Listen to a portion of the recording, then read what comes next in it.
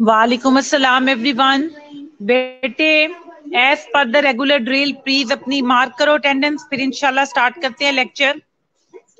बाकियों को भी ऑनलाइन होने दो।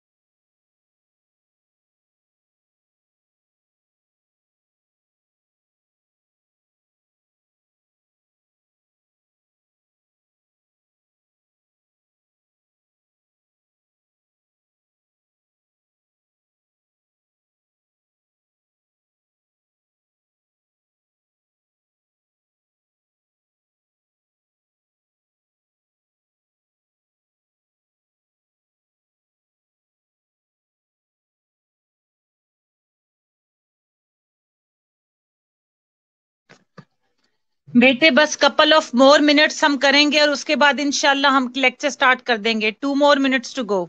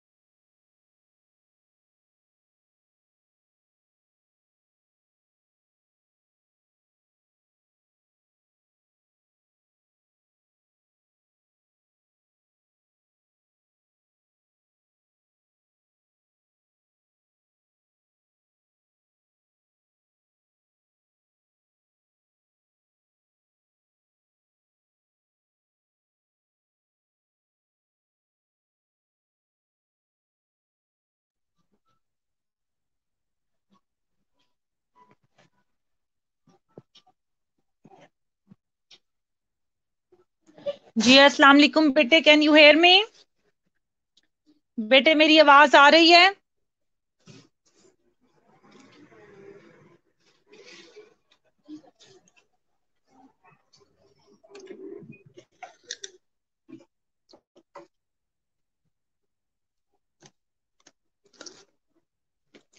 ओके ग्रेट बेटे। कल मैंने रिसेप्टर की 2 फैमिलीज कवर करवाई थी। आज बाकी की 2 फैमिलीज रहती हैं, वो हमने कवर करनी है। और आज इंशाल्लाह ताला चैप्टर नंबर 1 हमने वाइंड अप कर देना है।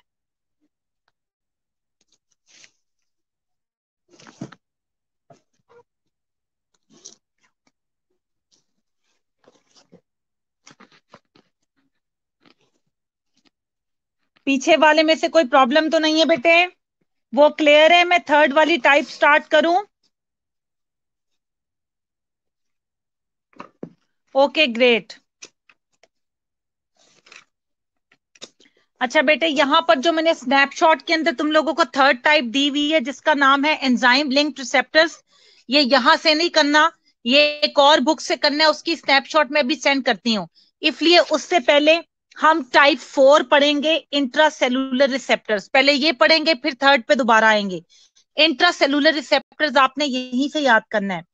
The fourth family of receptors differs considerably from the other three in that the receptor is entirely intracellular and therefore the ligand must diffuse into the cell to interact with the receptor.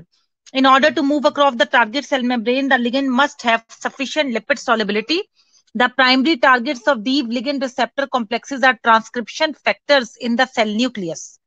बेटे मैंने तुम लोगों को receptor के introduction में ही बताया था कि 2 टाइप के रिसेप्टर्स हैं। एक वो जो सरफेस के अंदर, सरफेस के ऊपर मौजूद है, एक वो जो सेल के अंदर मौजूद है। जो तो हमारे पास ड्रग्स जो हैं वो सेल मेम्ब्रेन को क्रॉस नहीं कर सकती बेटे, वो जो है सेल्फ सरफेस के ऊपर जो मौजूद रिसेप्टर है उसके साथ कंबाइन करेंगी, यानी कि जो हाइड्रोफिलिक होंगी। जो हाइड्रोफोबिक होंगी वो बहुत आसानी से ग्लाइड थ्रू कर जाएंगी bilipid layer membrane of the cell, और अंदर जाके जो है वो रिसेप्टर के साथ कंबाइन करके अपना एक्शन परफॉर्म करेंगी। ठीक है? तो ये फोर्थ फैमिली उन्हीं के बारे में है जिसमें लिगेंड डिफ्यूज करेगा और फिर चला जाएगा अंदर, और अंदर जाके अपना एक्शन परफॉर्म करेगा। For example steroid hormones exert the action और target cells via intracellular receptors. कहता है जितने भी स्टीरॉइड हार्मोन्स हैं हमारी बॉडी के अंदर, वो जो भी काम करते हैं बॉडी के अंदर वो इंट्रासेलुलर रिसेप्टर्स की साथ ही करते हैं, यानी वो सेल के ऊपर नहीं, सेल के अंदर जो मौजूद रिसेप्टर मौजूद होते हैं उनके साथ कंबाइन करके अपना एक्शन परफॉर्म करते हैं। अब इसको एक दफा रीड कर लो, तब तक मैं थर्ड वाली टाइप की स्नैपशॉट शेयर कर रही हूँ, फिर उसको पढ़ते हैं हम। इसको जल्दी से रीड कर लो तुम लोग।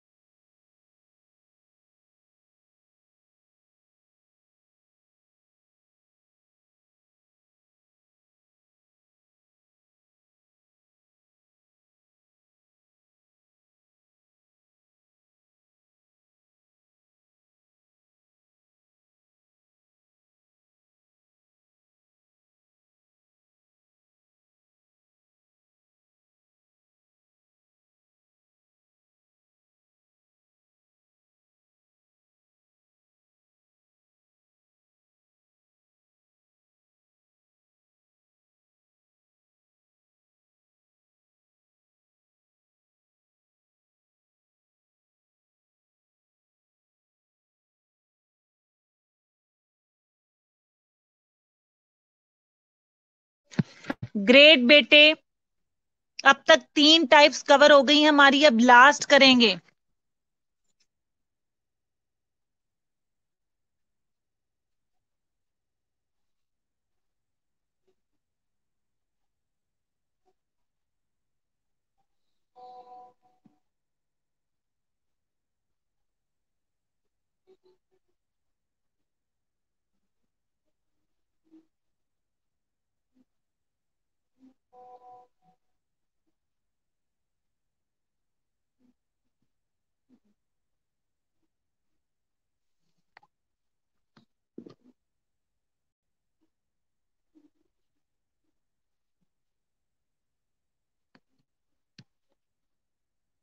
बस बेटे 1 मिनट में आप लोगों को उसकी स्नैपशॉट लेके भेज रही हूँ, जहां से हमने करना है। Just give me a moment please.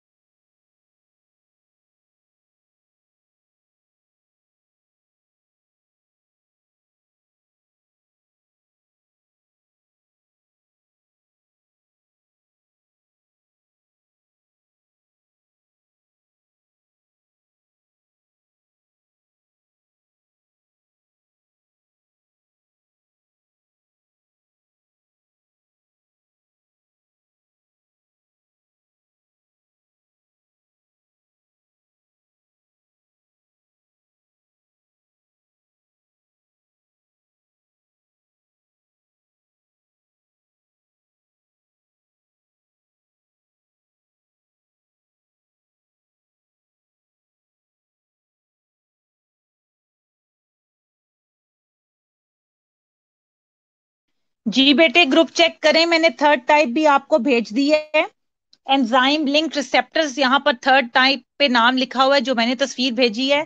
और जो मैंने स्नैपशॉट अब भेजी है उस पे लिखा होगा काइनेज लिंक रिसेप्टर्स। बेटे ये एक ही चीज है, both of these are the same thing.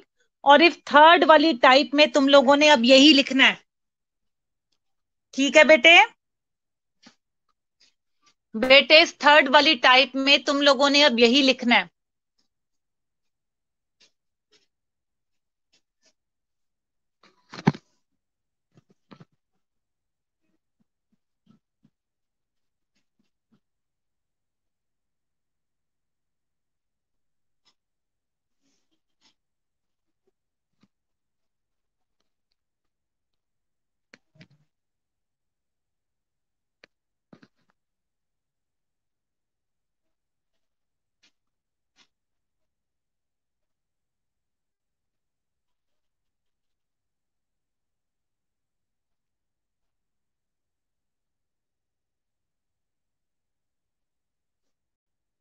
अच्छा बेटे, अब हम स्टार्ट करते हैं। होपफुली तुम लोगों ने देख लिया है, ठीक है?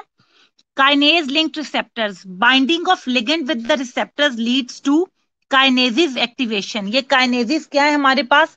लीड्स टू टायरोसिन और प्रोटीन काइनेसिस, ये इसका मतलब है activation. This initiates a cascade of phosphorylation. Cascade का मतलब होता है स्टेप बाय स्टेप प्रोसेस, ठीक है? is resulting in gene transcription. Glucose uptake is response to the insulin if the most common example of these receptor. बेटे phosphorylation का मतलब होता है addition of phosphate group. तो जब भी हम ये एटीपी फॉर्मेशन होती है, एडिनोसाइन ट्राइफॉस्फेट, मोनोफॉस्फेट, डाइफॉस्फेट, तो मोनो में जब हमारे पास एक फॉस्फेट ऐड होता है तो हम कहते हैं डाई, एक और ऐड होता है तो हम कहते हैं ट्राई। तो ये फॉस्फोराइलेशन हो रही होती है। तो वो कह रहा है कि तीसरी टाइप का जो हमारे पास एंजाइम लिंक्ड रिसेप्टर है वो है काइनेज लिंक्ड रिसेप्टर। जब भी एस का लफ्ज एंड में आता है उसका मतलब होता है एंजाइम, ठीक है। मोस्टली 90% एंजाइम्स एज सॉरी, मेरा गला अभी तक जरा कुछ ठीक नहीं हुआ बेटे, जब भी उसके एंड में एस का वर्ड आता है तो इसका मतलब ये है कि वो रिसेप्टर की बात कर रहे हैं, लेकिन हमारे पास कुछ और भी एंजाइम के नाम हैं जिसके एंड में एज नहीं आता तो वो फिर भी एंजाइम्स हैं, जैसे ब्रोमिलेन हो गया, जैसे पेप्सिन हो गया, ठीक है।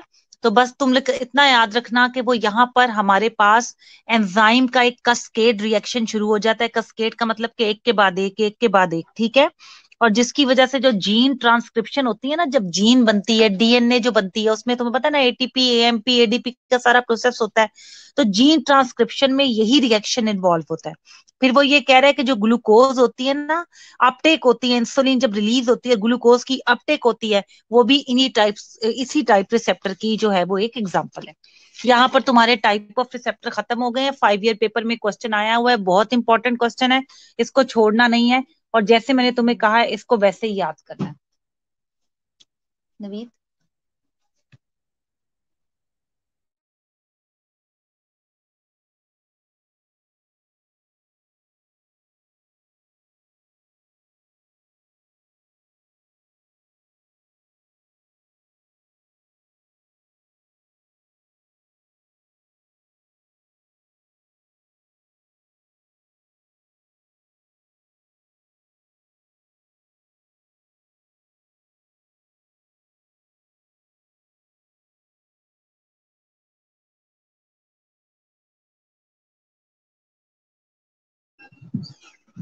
अब रीड करो इसको बेटे जल्दी से। और इस एंजाइम में कोई क्वेश्चन है तो मुझसे पूछ लो। क्या कह रही हो बेटे राबिया, क्या मतलब है इसका लिगेंड रिसेप्टर कॉम्प्लेक्स? लिगेंड का मतलब एंटिटी, वही बाहर वाली एंटिटी जो आके साथ रिसेप्टर के साथ कंबाइन करेगी, तो लिगेंड और रिसेप्टर का कॉम्प्लेक्स बन जाएगा। जिस तरह एंजाइम रिसेप्टर कॉम्प्लेक्स होता है उस तरह लिगेंड रिसेप्टर कॉम्प्लेक्स होता है।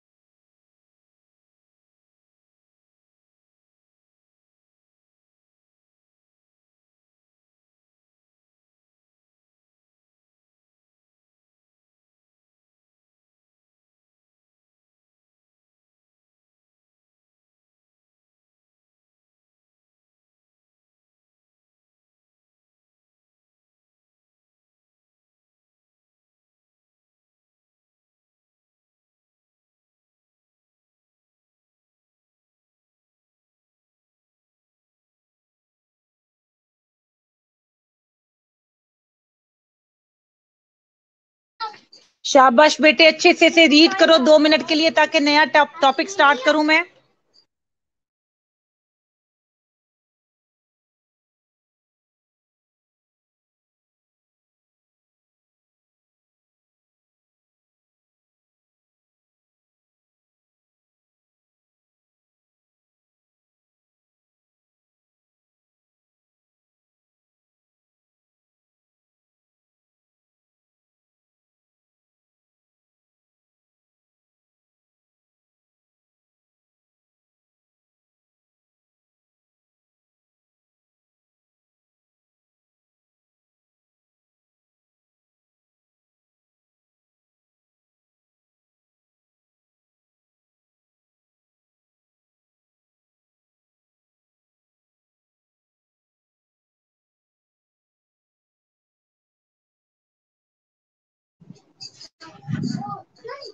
हम्म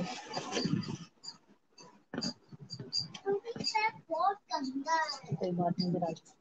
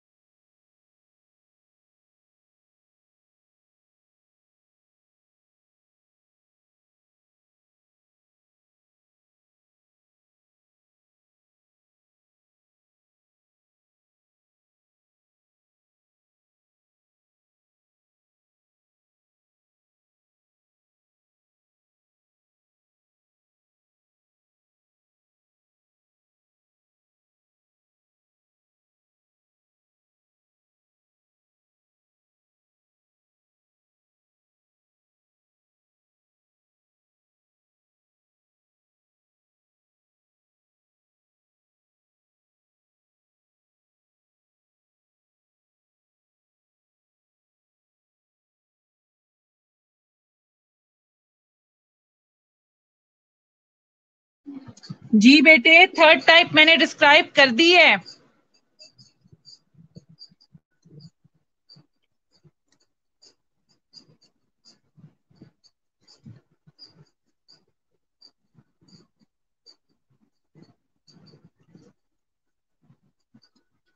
राबिया, मैं थर्ड टाइप बता चुकी हूँ बेटे। मैंने स्नैपशॉट जो ग्रुप में शेयर की है वो थर्ड टाइप है, आपने वहां से करनी है।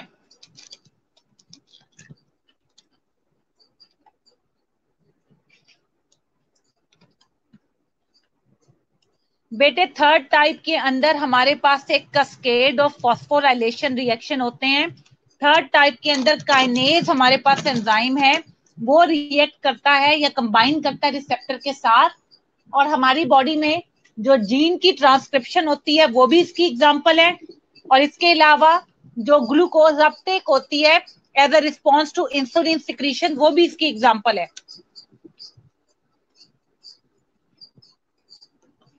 अब क्लियर हुआ है? जो मैंने तुम्हें बताया है ना, इसके बाद जो मैंने एक छोटी सी स्क्रीनशॉट अभी शेयर की है ग्रुप के अंदर, उसको एक दफा रीड करो राबिया। बेटे उसको एक दफा रीड करो, तुम्हारी काफी कंफ्यूजन फिर क्लियर होगी।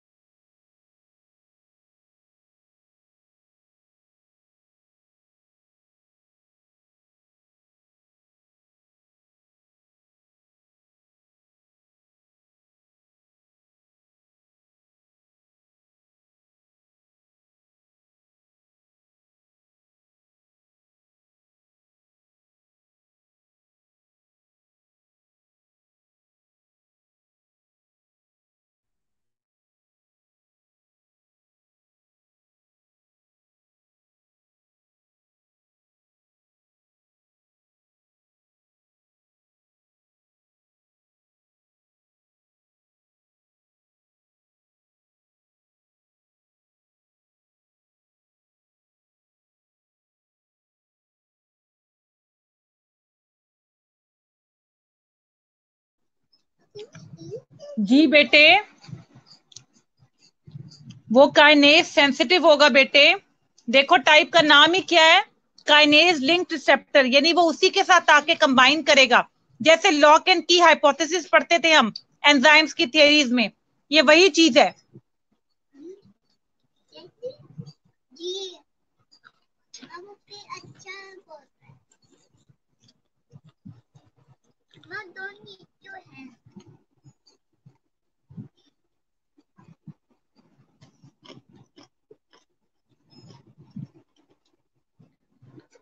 बेटे क्या तुम सबको मेरी आवाज आ रही है?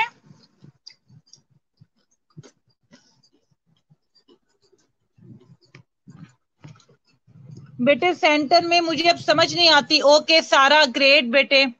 बेटे जिनको आवाज नहीं आ रही वो अपनी तरफ का कनेक्शन चेक करें, ये ऑनलाइन में यही इश्यू है।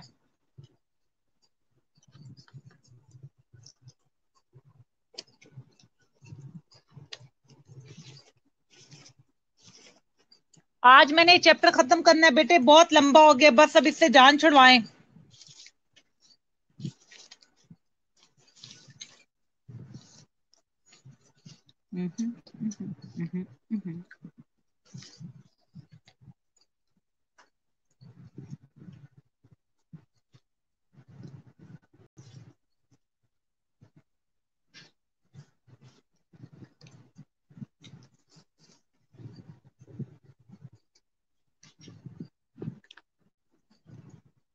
अच्छा बेटे, इसमें एक चीज अब मैं और तुम लोगों को करवाने लगी हूँ, वो है हमारे पास शेड्यूल्स ऑफ ड्रग्स। वो भी तुम्हारे फर्स्ट चैप्टर के अंदर आते हैं और हम उन्हें कहते हैं शेड्यूल्स ऑफ ड्रग्स। अब give me a moment of schedule of drugs को लेके मैं तुम लोगों के साथ एक स्नैपशॉट शेयर करने लगी हूँ।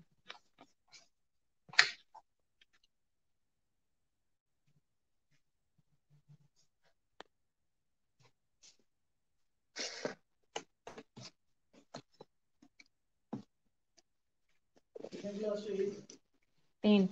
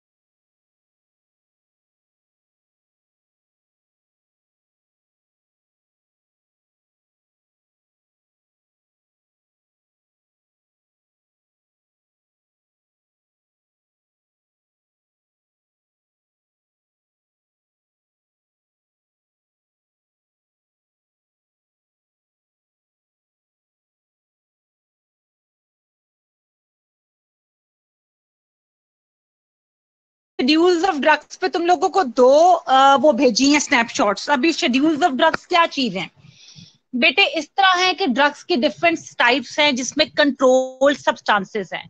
अब बहुत इंपॉर्टेंट है कि कंट्रोल्ड सब्सटेंसेस के लिहाज से हमने क्या किया है, हमने शेड्यूल्स ऑफ ड्रग्स बनाए हैं ड्रग्स की एडमिनिस्ट्रेशन को कंट्रोल करने के लिए।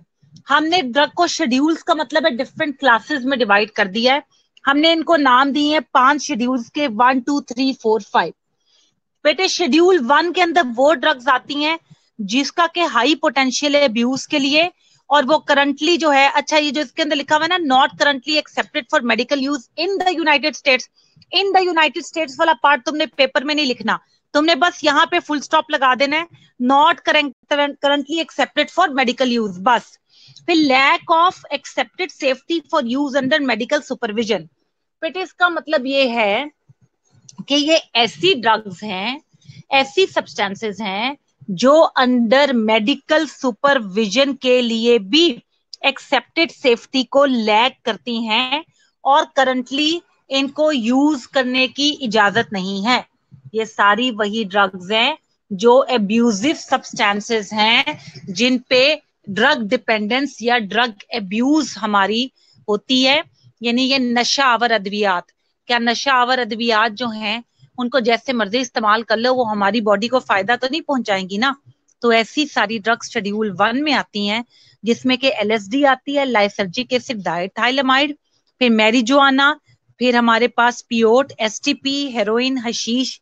ये इसमें एसटीपी लिखा हुआ है। एसटीपी एक ड्रग होती है जिसका, ये एसटीपी का मतलब है सेरेनिटी, ट्रैंक्विलिटी एंड पीस, यानी कि ये ड्रग खाने से भाई अमन ही अमन, चैन ही चैन, शांति शांति, कुछ देर के लिए। ऑब्वियसली जब आप दुनिया से बेगाना हो जाओगे तो आपको सब बेहतर लगेगा, पर जिस तरह ही ड्रग का इफेक्ट वेयर ऑफ होना शुरू हो जाएगा, you will be again in the same situation. उसके बाद शेड्यूल 2 आ जाता है बेटे।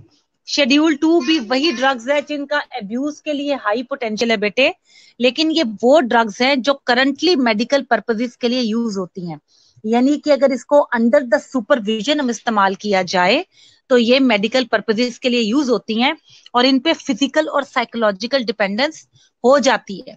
इनमें हमारे पास कौन कौन सी ड्रग्स आती हैं? फिनोबार्बिटाल, एम्फेटामीन, मॉर्फिन, और फिर ये जो सीकोबार्बिटाल। बेटे इसीलिए जितने भी जो पेशेंट्स होते हैं ना, जो वो खाते हैं सेडेटिव्स एंड हिप्नोटिक्स ड्रग्स खाते हैं, जिनको बेटे एंजाइटी डिप्रेशन होती है, डॉक्टर उनको सेडेटिव एंड हिप्नोटिक ड्रग लिख के देते हैं। वो खास प्रिस्क्रिप्शन पे मिलती है, हर एक को नहीं मिलती, क्योंकि वो शेड्यूल 2 ड्रग्स होती हैं और वो अगर ज्यादा देर के लिए खाई जाए तो उन पे डिपेंडेंस डेवलप हो जाती है, फिर उनके बगैर गुजारा नहीं होता। इसलिए उन्हें कभी एकदम छोड़ते भी नहीं है, उनकी डोज आहिस्ता आहिस्ता कम करके छुड़वाई जाती है, जिसे कि डोज का टेपरिंग ऑफ करना कहते हैं। शेड्यूल 3, शेड्यूल 3 के अंदर हाई पोटेंशियल फॉर अब्यूज है, लेकिन शेड्यूल 1 और 2 से कम। ये करंटली जो है वो मेडिकल यूज के लिए एक्सेप्टेड है और ये मॉडरेट टू लो, इस पे फिजिकल या साइकोलॉजिकल डिपेंडेंस होती है। इसमें कोडीन आ जाती है, खांसी के शरबत में जो अक्सर होता है, और हमारे पास बाकी लो टैब, ये सारी ड्रग्स इसके अंदर आ जाती हैं।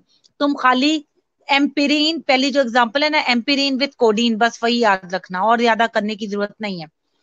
उसके बाद है शेड्यूल 4। शेड्यूल 4 के अंदर बेटे हमारे पास लो पोटेंशियल इनका अब्यूज के लिए, ये भी करंटली यूज होती हैं, और इनकी जो डिपेंडेंस है ना, कि इंसान का दिल करता है कि वो इन्हें खाए पिए, फिजिकल साइकोलॉजिकल डिपेंडेंस जो है, तो वो हमारे पास बेटे जो ड्रग तो इन शेड्यूल में 1 और 2 में नहीं है ना, निकोटीन, चाय की एडिक्शन वगैरह वैसे थोड़ी हो जाती है, और निकोटीन ड्रग भी नहीं है बेटे, it's not type of a drug. ठीक है, ये मैं आगे जाके एक्सप्लेन करूंगी, लीव इट हियर राबिया।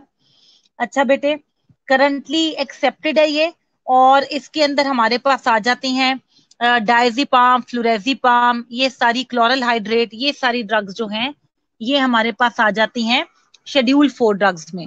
फिर शेड्यूल 5 में लो पोटेंशियल अब्यूज के लिए शेड्यूल 4 की निस्बत ये करंटली हम यूज कर रहे हैं। अगेन फिजिकल और साइकोलॉजिकल डिपेंडेंस बहुत कम है, और चूंकि इसका जो है वो पोटेंशियल जो है वो अब्यूज का सबसे लो है, तो ये प्रेस्क्रिप्शन, इसके लिए प्रेस्क्रिप्शन रिक्वायर्ड नहीं होती, और हम इनको कहते हैं कि ये ओवर द काउंटर ड्रग्स हैं, over the counter OTC drugs, ठीक है। OTC drugs, over the counter drug, यानी कि तुम कोई भी पेन किलर, कोई भी ऐसी चीज, पैरासिटामोल के लिए तुम्हें प्रिस्क्रिप्शन की जरूरत नहीं है, वो शेड्यूल 5 ड्रग्स है, इसे कहते हैं ओवर द काउंटर ड्रग्स। यहाँ पर शेड्यूल खत्म हो गए हैं, 5 मिनट का टाइम दे रही हूँ, शेड्यूल को रिवाइज करो, उसके बाद 5 मिनट के बाद क्वेश्चन पूछना, उससे पहले नहीं, ताकि सब पढ़ लें, फिर हम आगे चलते हैं।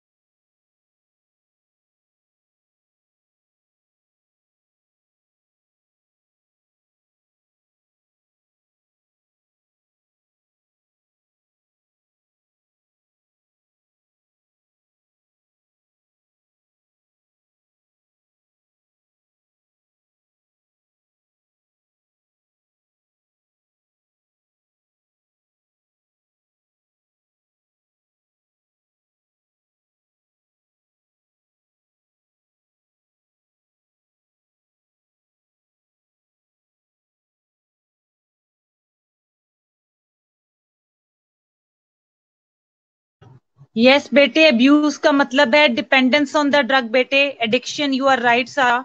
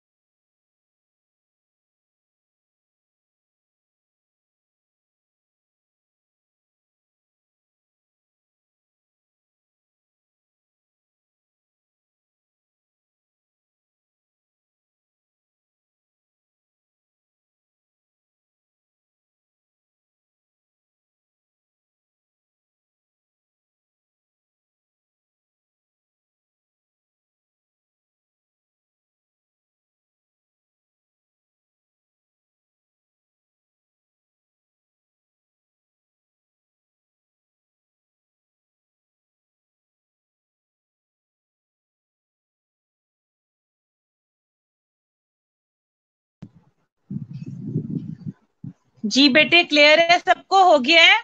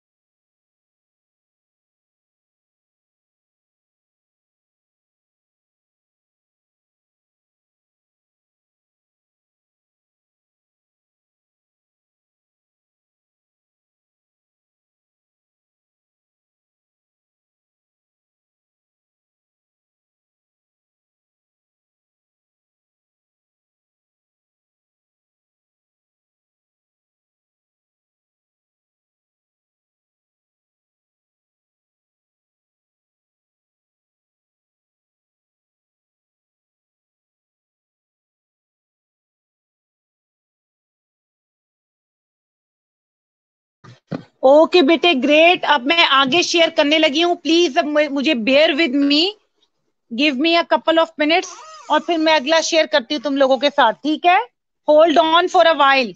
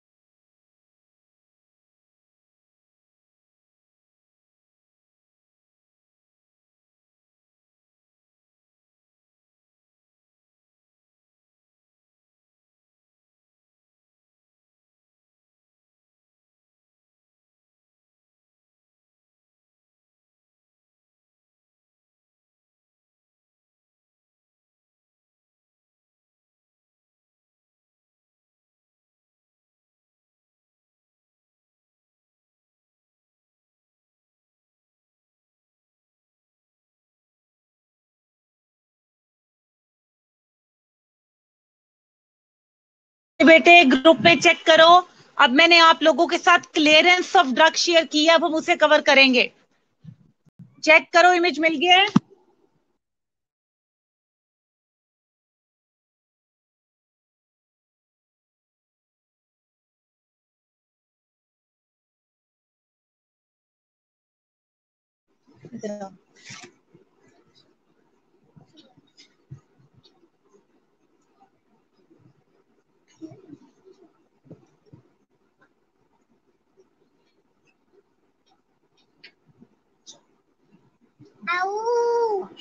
मैं पढ़ा रही हूँ, आपकी आवाज सर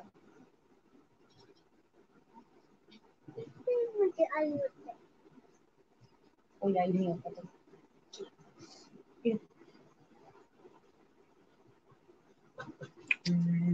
मेरा घूमना।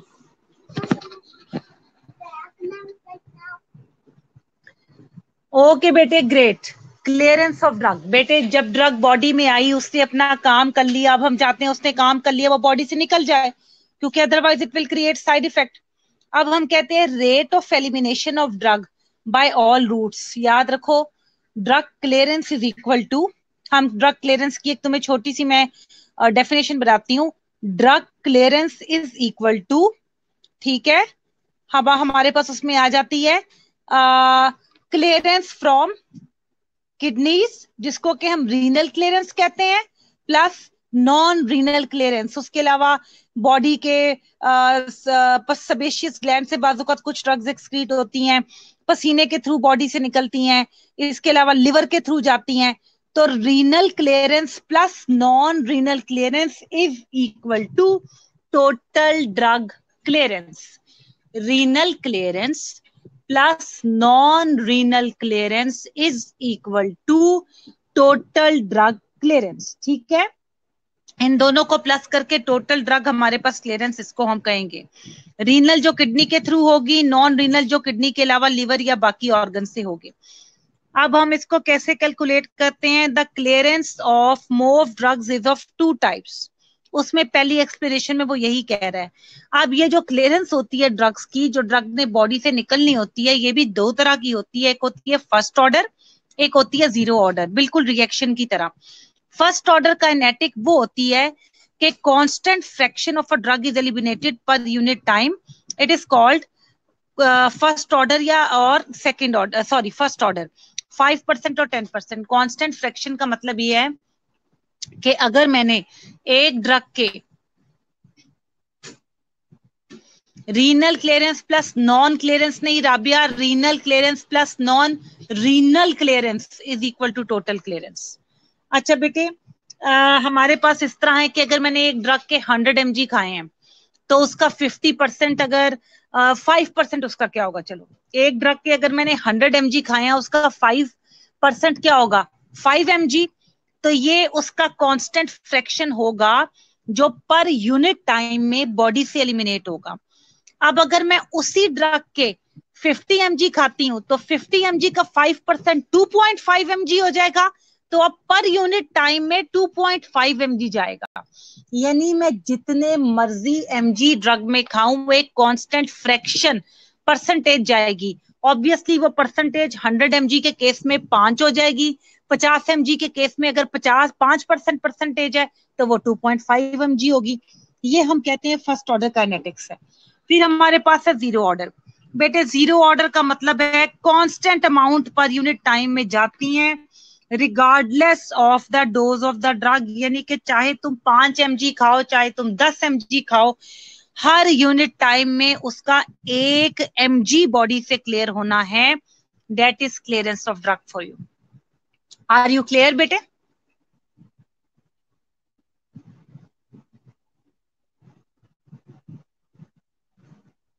अब ये क्यों जरूरी है? हम कहते हैं कि कंप्लीट बायोअवेलेबिलिटी में स्टेडी स्टेट वो होती है जब ड्रग ऑफ, पीछे मैंने स्टेडी स्टेट पढ़ाई थी ना, जब drug of elimination drug of administration के बराबर हो।